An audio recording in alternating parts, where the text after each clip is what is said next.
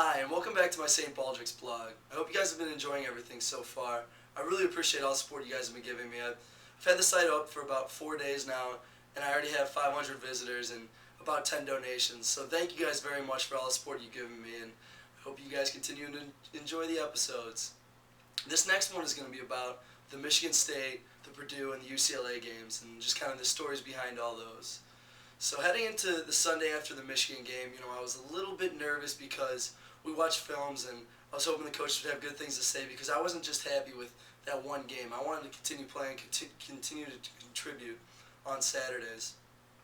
So we went through films, everything went well. They complimented me on my tackle and my hustle, so I was excited, but I went through lifting, and I left Sunday just, still on edge because we don't find out the depth charts for the next week until that following Tuesday afternoon. So all of Monday and all of Tuesday, that's all I could think about. Going through classes, I'd just be sitting there being like, come on, please be on there when I show up. Please be on there when I show up. And lo and behold, on Tuesday I showed up, and again, I was up there as number one at gunner, as the left gunner, and it still was just unbelievable to me. And as I was walking into the locker room, the equipment manager, Henry Scroop, great guy, calls me over and just says, "Hey, Mike, come here real quick."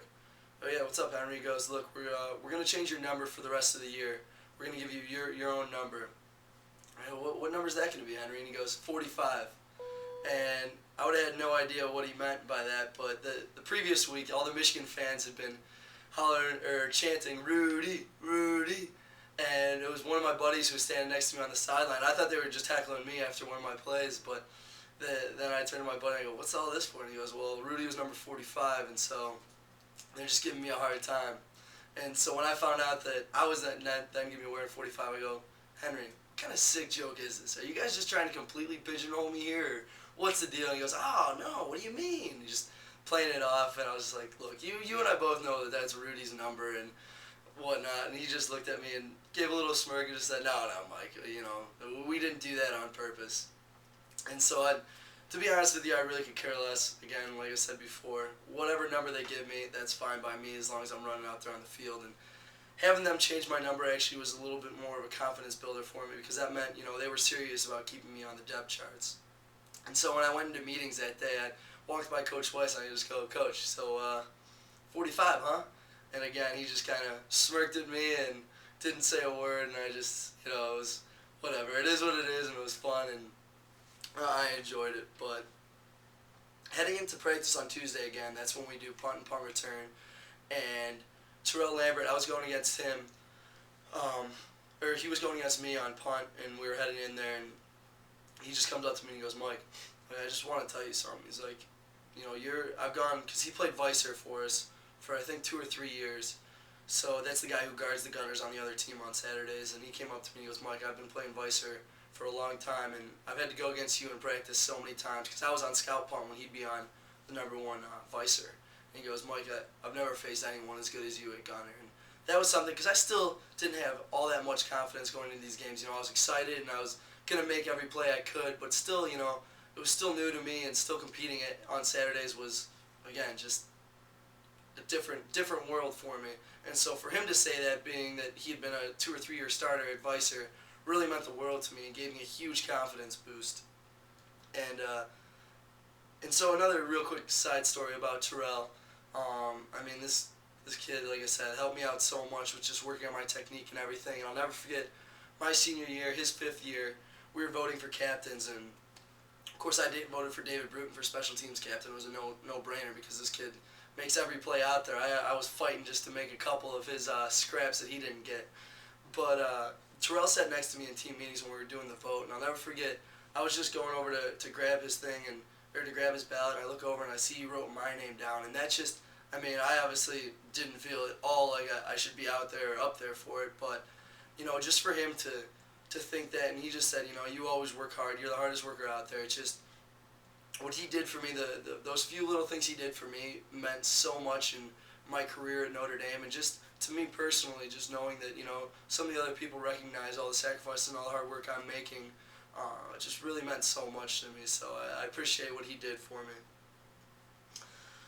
So heading into Saturday, again, I was on the depth charts, so I told myself, look, I'm treating every rep like it's my last rep. if I get out there and I make a bad play, who's to say they don't replace me again with Terrell? So I just literally, every time I'd get on that line, I'd say, Mike, this might be your last one. Let's make the most of it. And so you'll see it in the play I'm putting up now, and then I'm also going to put the TV copy at the end of this if I can dig that up. But you'll see our punter muffs the punt, or muffs the catch, and then he goes to punt the ball, and it kind of goes across the ground, and I come running in from the side of the screen and just nail the guy into it, because, as I said, I'm always thinking ball, so I figured if I could hit a Michigan State guy into the ball, then we can recover it, and it'll be our ball. So I come up, nail him from behind, and he doesn't quite touch the ball. So what I do is, you'll see on the side of the screen, I reach down and I grab one of the other guy's legs that's on the field, or that's like laying down, and I start to drag it over. There's actually a really funny picture of it, but I drag him over, and I eventually get his foot to the ball, and I touch it with his foot, and then I recover the ball. And you'll see his teammate comes over and drags him out of the pile. But the officials went under review, and they ended up saying that we actually pushed someone or forced someone to touch the ball. So that was my doing, unfortunately. But I figured, hey, worst case scenario, it'll be down there anyway, so why not give it a shot? And like I said, that was probably the funniest play of my career, just seeing the guy like trying to pull him away, and the guy whose foot I had screaming for someone to help him. And then one other kind of funny story. This happens during my senior year, but Coach Brown had a friend who was the DB's coach for Michigan State, and they had played together in the league for a few years. And this was during my senior year when I was having a really good year leading up to the Michigan State game, and they were texting back and forth. I guess the last few days before the game, how he was going to stop me, and Coach Brown was like, no, you can't stop this kid, blah, blah, blah. And I was free going to that game, because as I said, Coach Brown was my guy, and I felt like I had to get his back. And, I had an alright game, but I didn't have the unbelievable game that I wanted to have, because I really wanted to get Coach Brown's back and be able to back him up against his buddies so he can continue to give him a little bit. But I made sure that my fifth year, I did whatever I could to make it up to him, because I never forgot that, and I always felt a little bit like I let Coach Brown down, but it's just it wasn't my day that day.